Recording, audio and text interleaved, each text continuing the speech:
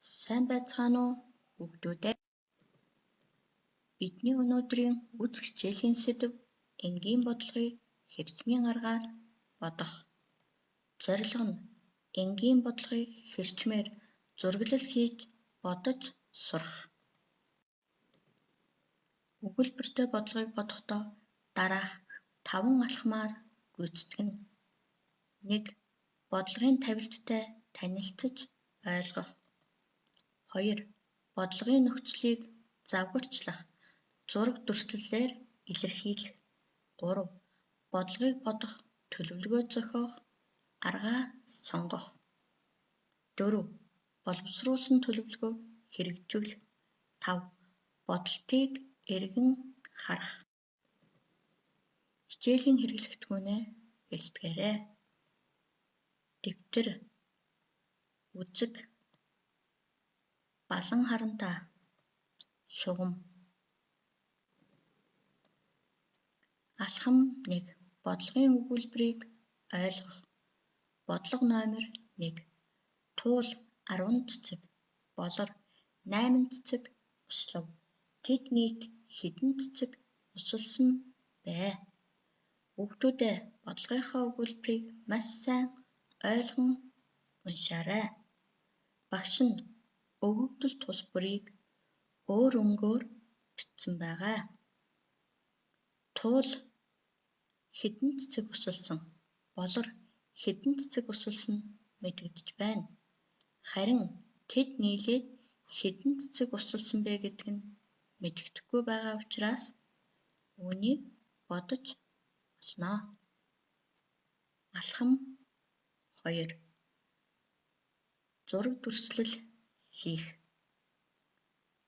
Бодлогынхоо өгөгдөл тус бүрийг хэрчмээр зураглал хийж зурцгаая. Эхний өгөгдөл туул 10 цэцэг. Туул гэж хүний нэр учраас томоор бичмэлээр үзгээрээ бичээрэй. Харандаагаараа дурын хэрчим зураарай. Дээр нь 10 гэж бичье. Энэ зураглалаар туулын усалсан цэцгийн тоог дүрсэлсэн байна. Дараагийн өгөгдлөө зурж тэмдэглэе. Болор 8 цэцэг услав. Болор гэж хүний нэр учраас бичмэлээр томоор үзгээрээ бичээрэй. 8 нь 10-аас бага учраас богино хэрчим зуръя. Дээр нь 8-ын тоогоо үзгээрээ бичээрэй. Тэд нийт хэдэн цэцэг усалсан бэ? Нийт гэсэн тэмдэглэгээгээ зураарай. Хэдвэ гэсэн тэмдэглэгээг үзгээрээ асуултын тэмдэг бичиж тэмдэглэе. Одоо бодлогоо зураглалаар илэрхийлээд зурцсан байна. Дараагийн алхмаа хийж гүйцэтгэе. Алхам 3. Бод харгыг сонгох. Нийлээд гэсэн учраас нэмэх үйлдэлийг ашиглаж бодно. Алхам 4. Аргаа хэрэгжүүлэх. Туул 10 цэцэг. Түүн дээр нэмэх нь болрын 8 цэцгийг нэмье. Нийлээд 18 цэцэг. Тэд тэгвэл нийт 18 цэцэг усалсан байна. Хүүхдүүдээ дэвтэр дээрээ үзгээрээ бодолтоо бичээрэй. Алхам 5. Бодолтыг эргэн харах. Хүүхдүүдээ дэвтэр дээрээ зурсан зургаа ботсон бодолтоо харцгаая. 2 хүүхэд нийлээд 18 цэцэг усалсан. Тэгвэл 18 цэцэгнээс туулын усалсан 10 цэцгийг асууя. Хэний усалсан цэцэг гарч ирж байна? Зүйтэй. Болрын усалсан 8 цэцэг гарч ирж байна. Мөн нийт 18 цэцэгнээс болрын усалсан 8 цэцгээ асууя. Хэний өсөлсөн цэцгийн тоо гарч ирж байна. Туулын өсөлсөн цэцгийн тоо гарч ирж байна. Тэгвэл бодлогын өгөгдөл тус бүр нь хоорондоо холбоо хамааралтай байгаа нь бидний зурсан зураг, бодсон бодолтоос харагдаж байна. Алхам 1. Бодлогын өгүүлбэрийг ойлгох. Бодлого номер 2. Цүнхэнд 5 ном, түүнээс 3-аар олон дэвтэр байв. Цүнхэнд хэдэн дэвтэр байсан бэ? Хүүхдүүдээ бодлогынхоо өгүүлбэрийг маш сайн ойлгон уншаарай. Багш нь өгөгдөл тус бүрийг өөр өнгөөр бичсэн байгаа шүү. Бодлогот номын тоо мэдэгдэжээ. Харин цүнхэнд хэдэн дэвтэр байгаа вэ гэдг нь мэдэгдэхгүй байна. Тиймээс цүнхэнд байгаа дэвтрийг олж бодох нэ. Алхам 2. Зураг дүрслэл хийх. Бодлогынхоо өгөгдөл тус бүрийг хэрчмээр зурж тэмдэглэцгээе. Эхний өгөгдөл. 5 ном байсан цүнхэнд. Ном гэдгийн энэ үсгийг үзгээрээ бичээрэй. Дурын хэрчим зураарай. Дээр нь үзгээрээ 5 гэсэн тоогоо бичээрэй. Дараагийн өгөгдлөө зурж тэмдэглэе.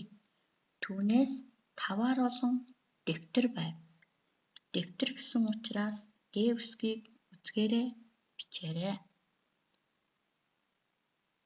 Олон гэсэн учраас урт хэрчим зураарай. Олон гэсэн тэмдэглэхийгээ харандаагаараа зураарай. Дэвтэр номноос хэдээр олон гэж байлаа хүүхдүүдээ? 3-аар олон. Олон гэсэн тэмдэглэхийнхээ дээр 3-ын тоогоо үзгээрээ бичээрэй. Яг адил 5 байсан дэвтэр нь 3-аар илүү байсан. Хэдэн дэвтэр байсан бэ гэдгийг тэмдэглэхийг үзгээрээ хий. Асуултын тэмдэг бичээрэй. Дараагийн алхмаа хийж гүйцэтгэе. Алхам 3. Бод харгыг сонгох. Номноос дэвтэр олон гэсэн учраас нэмэх үйлдэлийг ашиглаж болно. Алхам 4. Аргаа хэрэгжүүлэх. 5 дэвтэр дээрээ 3 дэвтрээ нэмнэ. Нийт 8 дэвтэр цүнхэнд байсан юм байна. Энэ зургаас харахад дэвтэр нь номноос 3-аар их. Ном нь дэвтрээс 3-аар цөм байгаа нь харагдаж байна. Алхам 5. Бодолтыг эргэн харах. Хүүхдүүдээ дэвтэр дээрээ бодсон бодолтоо зурсан зургаа харцгаая.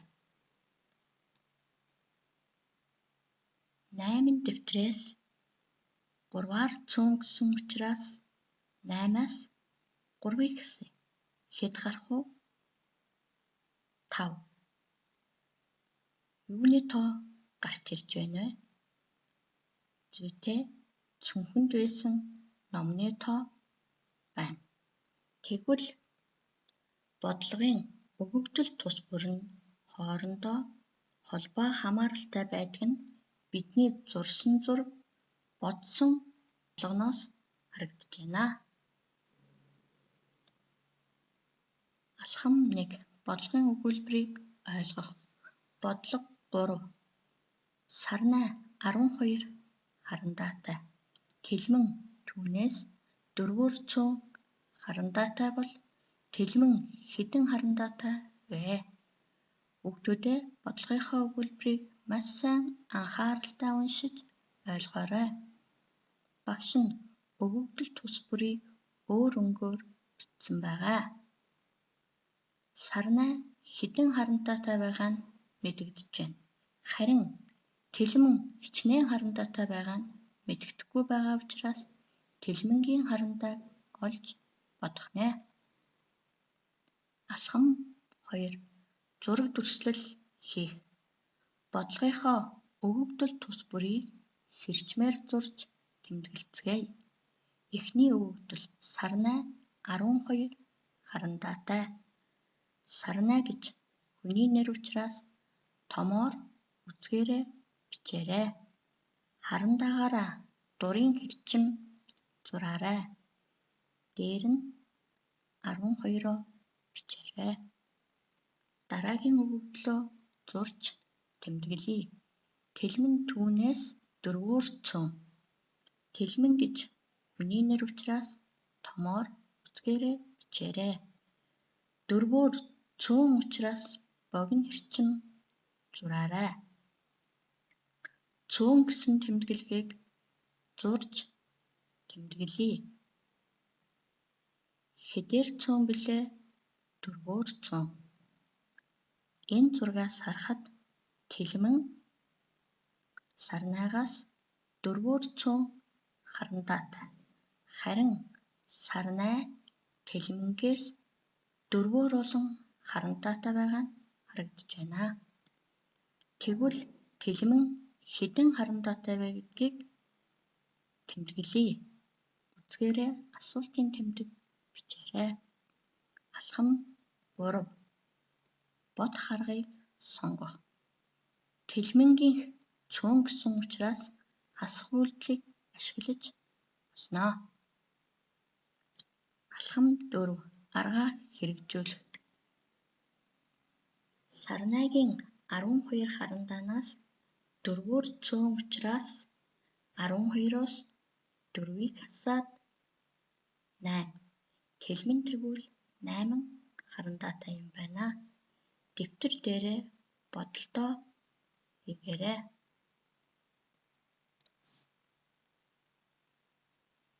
Алхам 5. Бодолтыг эргэн харах. Хүүхдүүдээ дэвтэр дээрээ зурсан зураг, бодсон бодолтоо хараарай.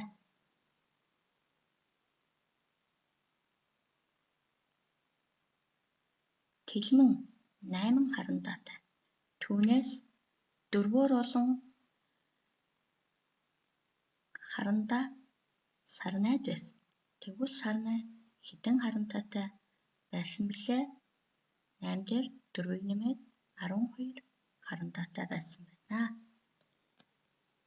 Бодлогынхоо өвөгдөл тус бүр нь хоорондоо холбоо хамааралтай байгаа нь бидний зурсан зураг, бодсон бодолтоос харагдаж байна. Гэрийн даалгавар. Дараах 3 бодлогыг маш сайн ойлгон уншаад бодлогынхоо өвөгдөл тус бүрийг хэрчмээр зурж тэмдэглээд бодоорой. Бяцхан шавь нарынхаа эрдмийг сурах их үйлсэд нь амжилт хүсье.